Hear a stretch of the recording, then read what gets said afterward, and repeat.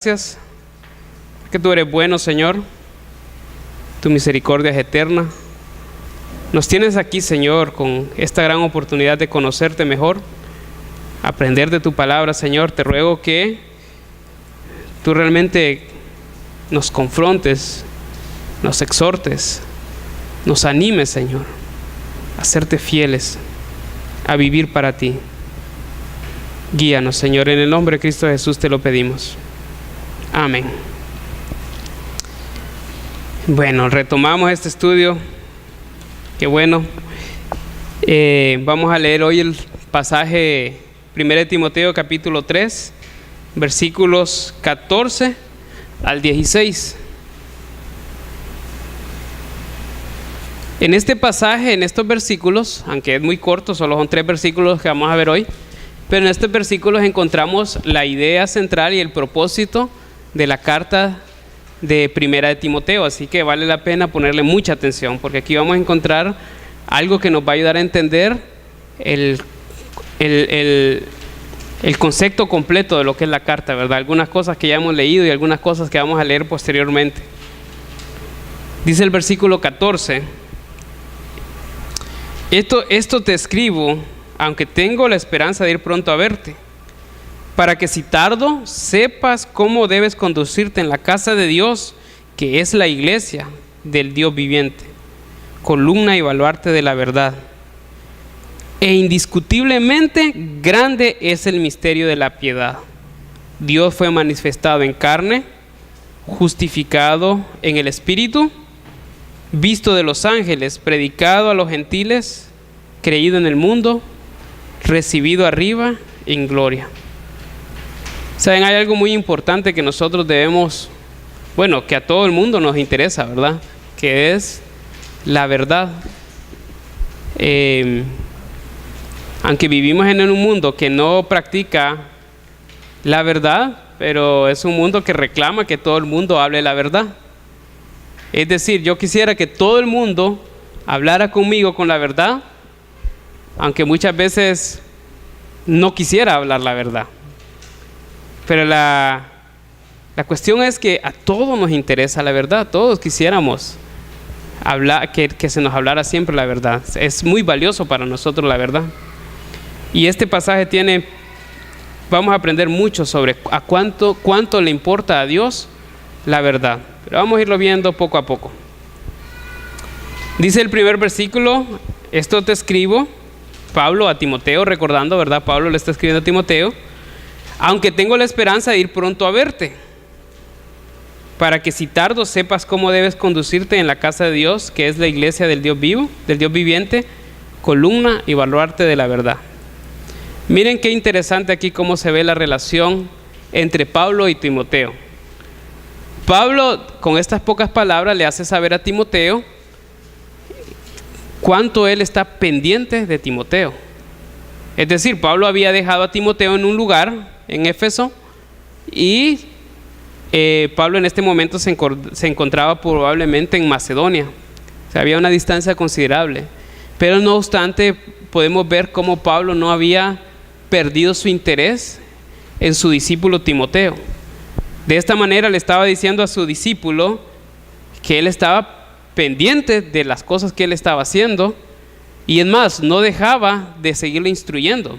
Ya Pablo ya había llevado un tiempo considerable de discipulado sobre Timoteo, pero a pesar de que Timoteo ya era una persona madura, una persona que era digna de que se le asignara el cuidado de una iglesia, no quería decir que Pablo dejara de invertir y dejara de enseñarle a Timoteo, porque en este pasaje dice, y aquí está el propósito central de esta carta, es enseñarle a Timoteo cómo él debe comportarse en iglesia.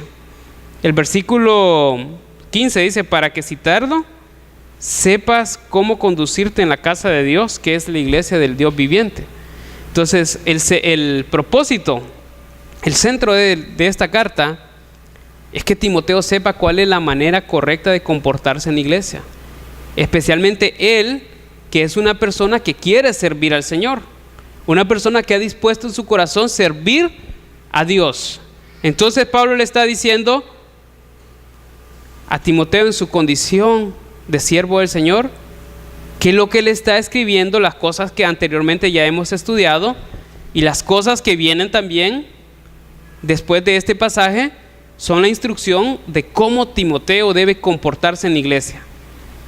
Y si a nosotros nos interesa también servir al Señor, estas mismas instrucciones debemos recibirlas como que Pablo nos estuviera escribiendo directamente a nosotros. O por decirlo de una mejor manera, como que si Dios mismo está hablando a nosotros y nos está diciendo, esta es la forma de comportarse en la iglesia. Ok, pero antes de señalar algunas cosas puntuales de cómo nosotros debemos comportarnos en la iglesia, es importante ver qué tan importante es la iglesia para Dios. ¿Cómo habla Dios de la iglesia en estos pasajes? En estos pasajes precisamente.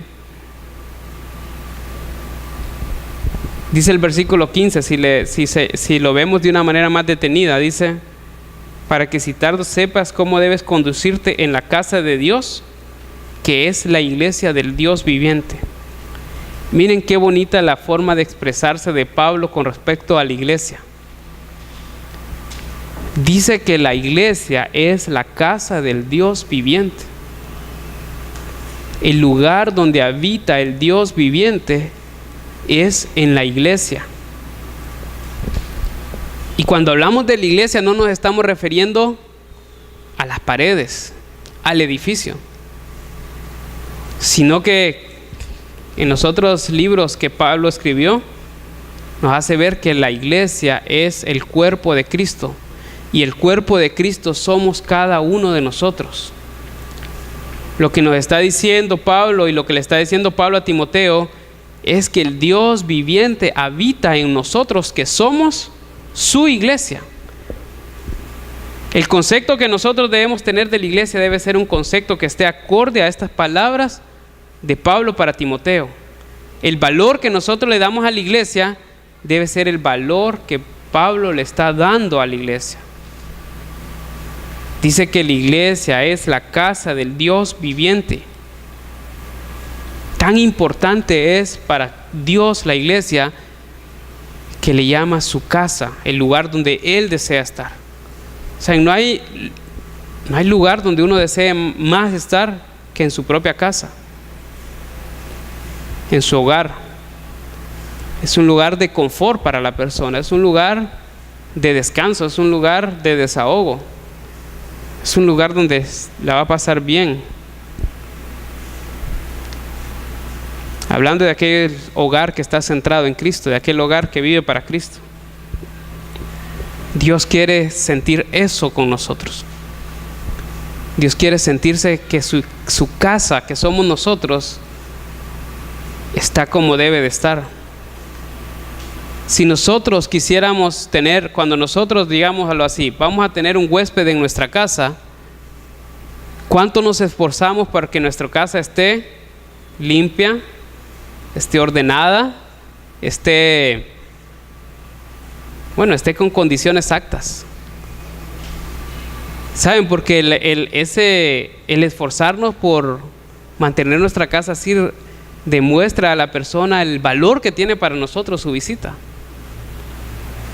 Todos nos esforzamos mucho y nosotros hemos estado aprendiendo un poco sobre lo que es la hospitalidad y cómo debemos aprender, porque a veces nosotros no somos muy hospitalarios, aunque a veces recibimos personas en la casa, pero sin ser muy hospitalarios. Pero la hospitalidad es mostrar amor a la persona. Y saben, Cristo quiere habitar en nosotros. Dios quiere vivir en su iglesia, quiere vivir en nosotros. Por tanto, para nosotros el concepto de la iglesia debe ser algo que lo tenemos muy en alto. Nosotros debemos ver la iglesia como algo muy importante. Y como le repito, no estamos hablando de las paredes, sino de nosotros, de la congregación de los santos, de lo que somos nosotros. Nosotros debemos esforzarnos porque de la iglesia se hable bien, porque es la casa de Dios. Saben que cuando se habla mal de una casa, en realidad no se está hablando del edificio, de la casa, porque la casa no tiene oídos y no siente nada. Si dicen esa casa es un desorden, en realidad lo que están haciendo es un comentario sobre las personas que habitan la casa, ¿verdad? Nosotros debemos esforzarnos para que la casa de Dios tenga un buen testimonio. Que se pueda decir la casa de Dios, por lo menos la que tiene aquí en Choluteca en Impacto, es una casa que está limpia. ¿Cómo va a estar limpia la casa de Dios? Nuestra casa, la casa que nosotros somos para Dios. Cuando nosotros nos esforzamos porque la casa esté bien. No sé si William me ayuda a atender el joven que está ahí. Si nosotros vamos a seguir.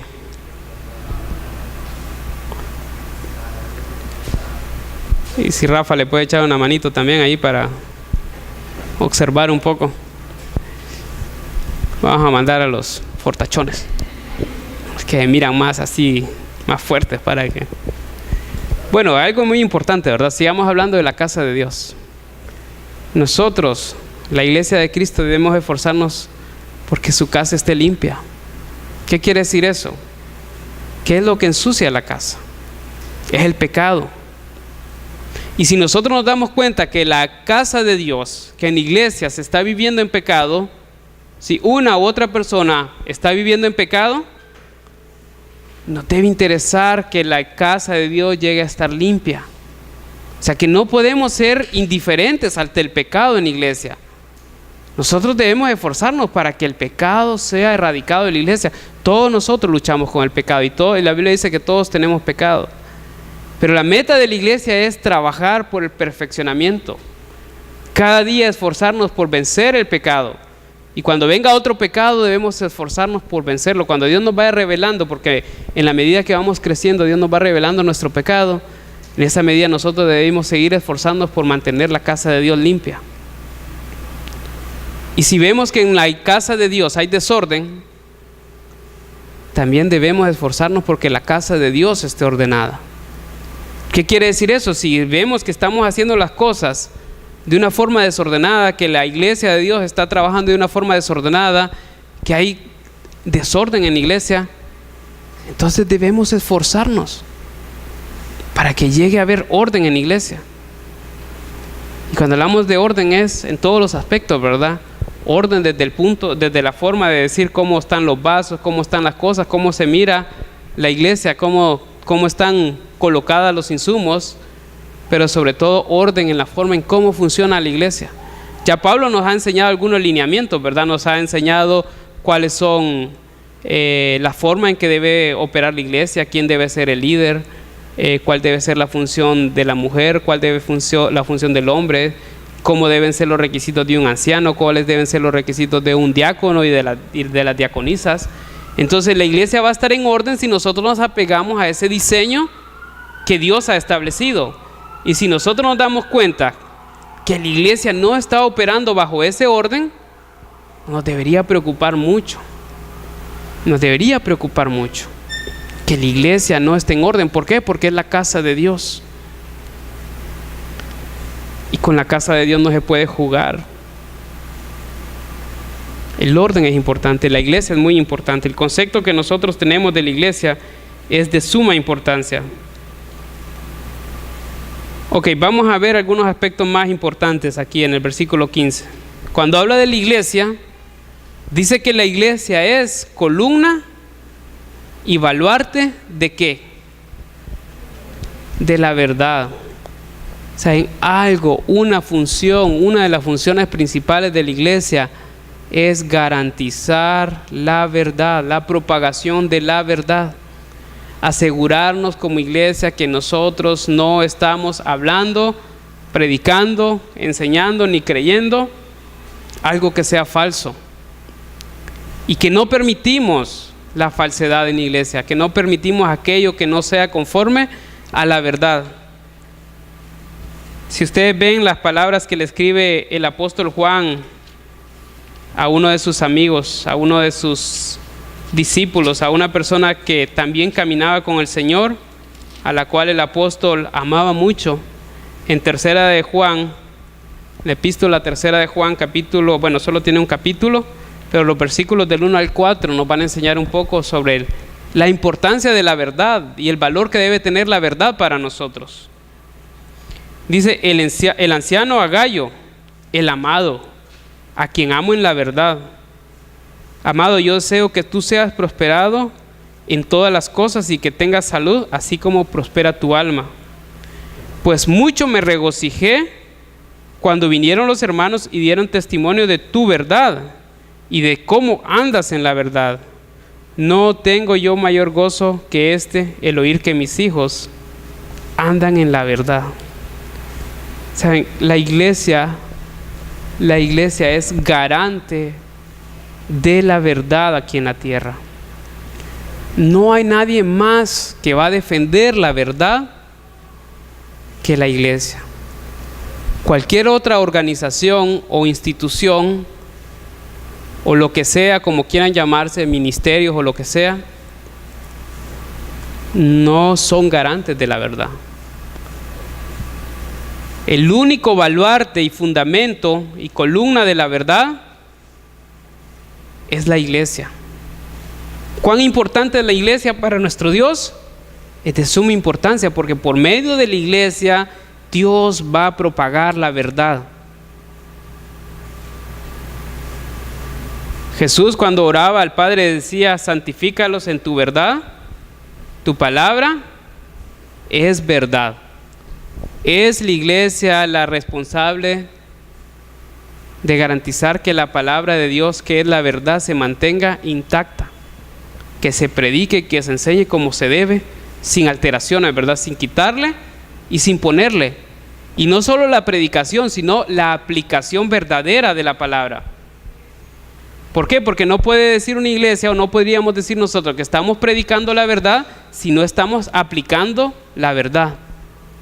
Así que nosotros somos los responsables de que la iglesia se mantenga en la verdad,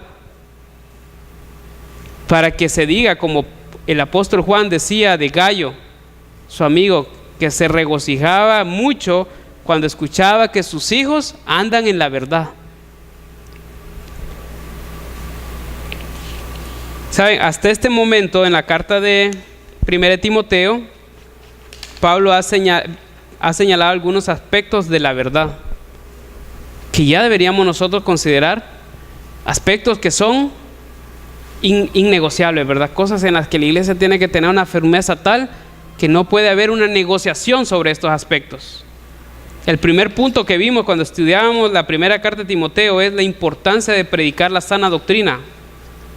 ¿Qué quiere decir eso? Que la iglesia es garante de que se esté predicando la sana doctrina, y la iglesia es la responsable también de que no se propaguen doctrinas incorrectas. Esa es una función de la iglesia. Otra de las cosas que Pablo ya ha enseñado en esta carta es la salvación de los pecadores por medio de la fe en Jesucristo. No hay otro camino, no hay otra alternativa de salvación, únicamente la fe en Jesucristo. Esa es la verdad, algo que la iglesia la debe defender. Otro aspecto que vimos de la verdad es la importancia de mantener la fe y la buena conciencia, es decir, la importancia de que las personas que hayan conocido a Cristo vivan por fe, no por vista, y que su conciencia les reprenda cuando se aparten de la fe. Otro que hemos visto es la responsabilidad de la iglesia de estar orando. Es la iglesia la responsable de orar por cualquier cosa en la vida, por los miembros y por personas que no son de la iglesia. Es la iglesia la responsable de orar, incluso por las autoridades. Otra de las verdades que hemos visto es la importancia de someternos a nuestras autoridades incondicionalmente. Saben, solo la iglesia va a predicar esto. Ninguna organización, ninguna institución va a predicar y va a enseñar que es necesario que estemos sometidos a nuestras autoridades. Y no dice que si nuestras autoridades son buenas, que nos sometamos. Solo la iglesia puede predicar esto. Y la iglesia es garante, es el fundamento, es el baluarte, es la columna que tiene que seguir predicando esta verdad. Otra de las verdades que hemos visto es la existencia de un solo mediador entre Dios y los hombres, Jesucristo hombre. Esta es una verdad innegociable. No hay otro mediador, no hay nadie que pueda mediar entre Dios y nosotros. Si nosotros queremos tener acceso a Dios, es únicamente por Jesucristo y no necesitamos un tercero. ¿Saben? No necesitamos venir y decirle a un hermano, yo necesito que usted hable con Dios por mí. ¿Saben por qué? Porque nosotros mismos podemos hablar con Dios por medio de Cristo. No está mal que oremos los unos por los otros, pero tenemos que entender esto: no hay ninguna persona que pueda servir de mediador. El único mediador es Cristo y nadie más. Es una verdad que tenemos que defender. La iglesia es garante de esa verdad. Otra de las verdades es la delegación al hombre de ser el líder de la iglesia. Saben, esa es una verdad que es innegociable y la iglesia debe ser garante de conservar esa verdad. Es la iglesia, la casa del Dios viviente, la que debe cuidar que eso siga siendo verdad hasta que Cristo venga.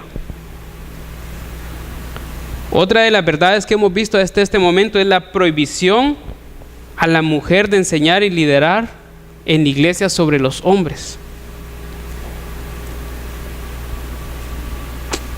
Los requisitos de los ancianos y los diáconos. Pero miren, una de las cosas que está siendo más tergiversada en cuanto a la verdad en nuestros tiempos es considerar que no es una verdad la delegación de liderazgo del hombre en la iglesia y que la mujer puede hacer cualquier cosa que también el hombre haga. Hay un movimiento fuerte, un movimiento feminista muy fuerte, que está reclamando que la mujer pueda ser también la líder de la iglesia. Pero saben, nosotros no podemos negociar eso. No está en nuestro poder, no está en nuestra facultad el negociar si la mujer puede o no puede, si la mujer es capaz o no es capaz. La mujer tiene muchas virtudes y un gran propósito dentro de la obra de Dios, pero algo que no le ha sido delegado por Dios es el liderazgo y el ser maestro de los hombres.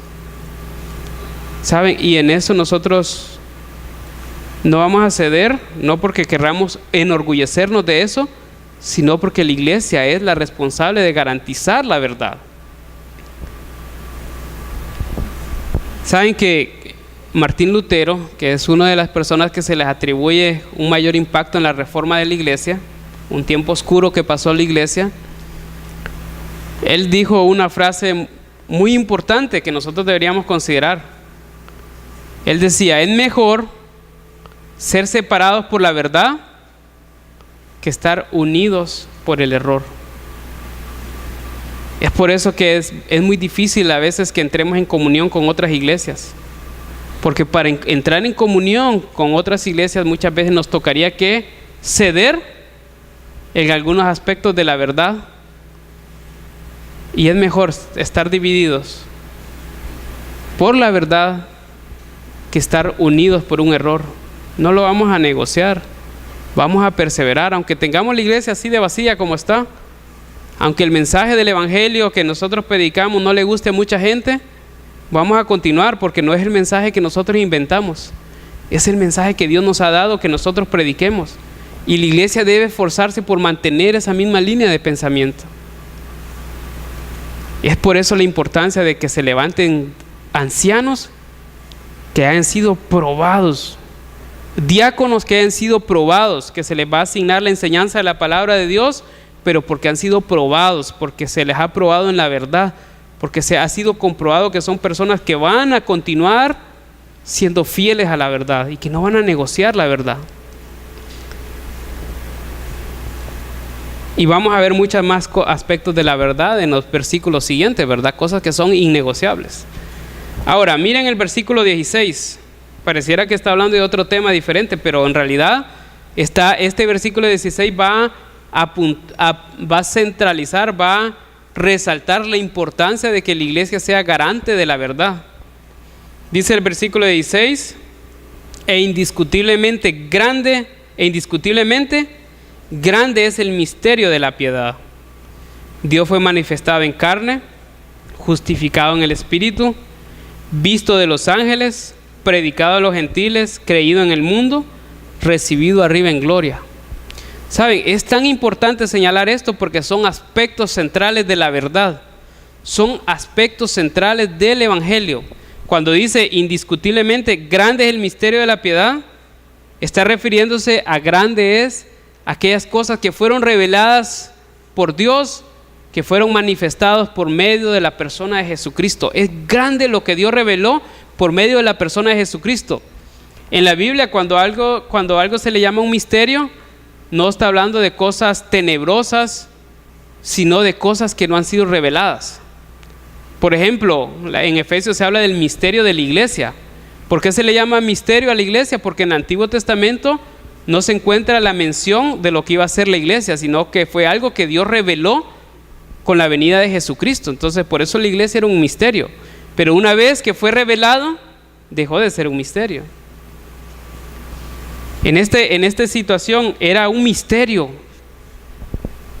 la piedad, un misterio de la fe, lo que Cristo venía a revelar, aquello que fue manifestado en Cristo Jesús. Y dice que es muy grande, indiscutiblemente grande, o sea, es algo indiscutiblemente valioso. Son cosas que son indiscutibles, o sea, innegociables. Son cosas en las que la iglesia debe tener absolutamente firmeza. La primera que señala es que Dios fue manifestado en carne. ¿A qué está haciendo referencia esto? A la encarnación de Jesucristo. Dios mismo fue manifestado en la persona de Cristo Jesús cuando se encarnó. No un ser creado, no un ángel. Dios mismo manifestado a los hombres por medio de la encarnación de Cristo Jesús. Dios mismo estando en la tierra y caminando con las personas y dando a conocer a Dios cara a cara, Cristo Jesús. Hay ciertas sectas que dicen que lo importante es el Espíritu, por tanto Cristo nunca no es cierto la encarnación de Cristo. Y otras sectas que dicen que Cristo no es Dios, sino que es un ser creado. Pero dice que el misterio es indiscutiblemente grande. Dios fue manifestado en carne, no un ser creado, fue Dios mismo manifestado en la carne. Y eso nosotros no lo vamos a ceder.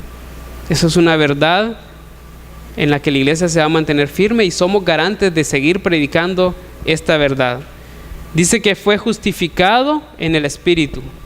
¿Saben? El Espíritu fue el que dio testimonio de toda la obra de Cristo y de que todas sus palabras fueron ciertas. Esa palabra justificado, otras versiones la traducen como vindicado o reivindicado, o por decir así, se le fue asignado justicia, o sea, se comprobó que todo lo que Jesús decía era cierto. ¿Cómo? Por medio del Espíritu. ¿Y cuál fue la manifestación más grande del Espíritu por medio de la cual fue justificado o vindicado Cristo? Porque está hablando de Cristo. Por medio de la resurrección, el Espíritu Santo obró con su poder para resucitar el cuerpo de Cristo y de esa manera vindicar a Cristo, para que fueran reconocidas que todas sus palabras son verdad y que nada de lo que Él dijo es falso. La iglesia debe ser garante de seguir predicando esto. Dice que Dios fue visto de los ángeles, que Cristo fue visto de los ángeles. No dice que Cristo vio ángeles. Lo importante en este caso no son los ángeles, lo importante en este caso es Cristo Jesús, que recibió la alabanza de los ángeles, que cuando Él nació cantidades de huestes celestiales, dice, se presentaron en los cielos y alababan al Dios que había venido a la tierra, a Cristo Jesús. El misterio de la piedad es que Dios fue predicado a los gentiles. Saben que hubo un tiempo donde se quería monopolizar a Dios. Los judíos querían encerrar a Dios como que fuera exclusivamente para ellos. Pero el propósito de Dios desde el inicio nunca fue eso, sino el propósito de Dios siempre ha sido revelarse a la humanidad. Y por medio de Cristo Dios ha sido predicado a todo el mundo. Y no solo predicado, sino que dice que ha sido creído en el mundo. Y es un misterio, ¿saben por qué? Porque ninguno de nosotros tenía la capacidad y ha tenido la capacidad de creer verdaderamente en Dios. Es un misterio, es algo que solo Dios lo pudo hacer. Poner en nuestros corazones una fe verdadera que nos lleve a creer en Cristo Jesús. Y el misterio de la piedad también encierra lo que es la ascensión de Cristo. Cristo fue recibido arriba. Y hoy, actualmente, Cristo está a la diestra de Dios. Y dice la palabra que Cristo está intercediendo por nosotros. Cristo está por nosotros intercediendo y está a la diestra de Dios. Y Él está ahí esperando aquel momento donde el Padre le diga: es momento de ir por la iglesia, del baluarte, de la columna de la verdad. Cristo va a venir por nosotros. Y eso es parte del misterio de la piedad. O sea, el misterio de la piedad viene desde la encarnación de Cristo hasta su ascensión. Es decir, el misterio de la piedad es aquella revelación de Dios por medio de la cual nos reveló la presencia de Dios en la tierra manifestada en Cristo Jesús, desde su nacimiento, desde su encarnación hasta su ascensión, pasando por su ministerio, su predicación, su muerte y sepultura y su resurrección. Ese es el misterio de la piedad, aquello que no había sido revelado, pero que ahora es claro para nosotros. Así que quiero compartir y terminar con ustedes compartiendo 3 principios para aplicar en nuestra vida en este pasaje. El primer principio es que la iglesia es muy importante para Dios. Es muy importante, es su casa. Así que nosotros debemos amar la iglesia. Es decir, nosotros debemos amarnos los unos a los otros porque somos nosotros la iglesia. Dios ama a su iglesia y espera que sus hijos amen también la iglesia. Entonces, la iglesia es muy importante. Amemos la iglesia. Principio número 2. La iglesia es la casa de Dios. Mantengamos la casa de Dios limpia y ordenada. ¿Qué quiere decir eso? Mantengámonos libres de pecado y hagamos las cosas en orden, conforme al orden que Dios ha establecido. Y no permitamos que nada venga a querer hacernos salirnos del orden que Dios ha establecido. No importa qué tan grande sea la adversidad, que nos mantengamos firmes en la verdad. Y el punto número 3 es que la iglesia es responsable de cuidar la verdad. Comprometámonos con Dios para hacer nuestra tarea. No negociemos la verdad. Mantengámonos firmes. Aunque tengamos rechazo, mantengámonos firmes. Porque Dios es el que nos va a justificar en su debido tiempo cuando nosotros nos hayamos mantenido firmes andando en la verdad. Y saben, vamos a tener seguramente las palabras que Juan le escribía a Gallo: mucho me gocé al escuchar que mis hijos andan en la verdad. Solo que van a ser palabras que vamos a recibir de nuestro Padre. Nuestro Padre va a decir: me he gozado tanto de ver que mis hijos de la Iglesia Impacto en Choluteca andan en la verdad, que se han mantenido firmes en la verdad y que no ha cambiado nada, porque ellos fueron garantes de la verdad y que por medio de ellos el Evangelio va a continuar en Choluteca, porque ellos se han comprometido en guardar la verdad. Así que comprometámonos con Dios, seamos fieles a Él y que la palabra de Dios y la verdad siga siendo predicada en Choluteca. Recordemos los 3 principios: la iglesia es importante para Dios, por tanto amémosla. Principio número 2, la iglesia es la casa de Dios, por tanto mantengámosla limpia y en orden. Y principio número 3, la iglesia es responsable de cuidar la verdad, por tanto comprometámonos con Dios en hacer nuestra tarea. Que sea Dios que nos dé la fuerza, el valor y la determinación para permanecer en la verdad. Vamos a orar. Padre, gracias. Indiscutiblemente es grande el misterio de la piedad. Desde la encarnación de Cristo hasta su ascensión es grande, Señor. Indiscutiblemente es muy grande ese misterio.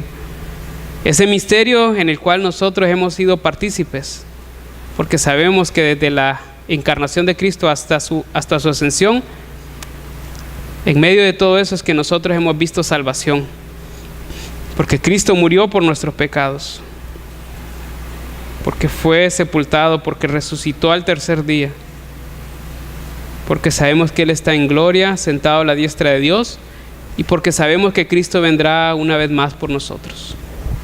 Te damos gracias, Señor. Ayúdanos a ser firmes en la verdad. Oramos en el nombre de Cristo Jesús. Amén.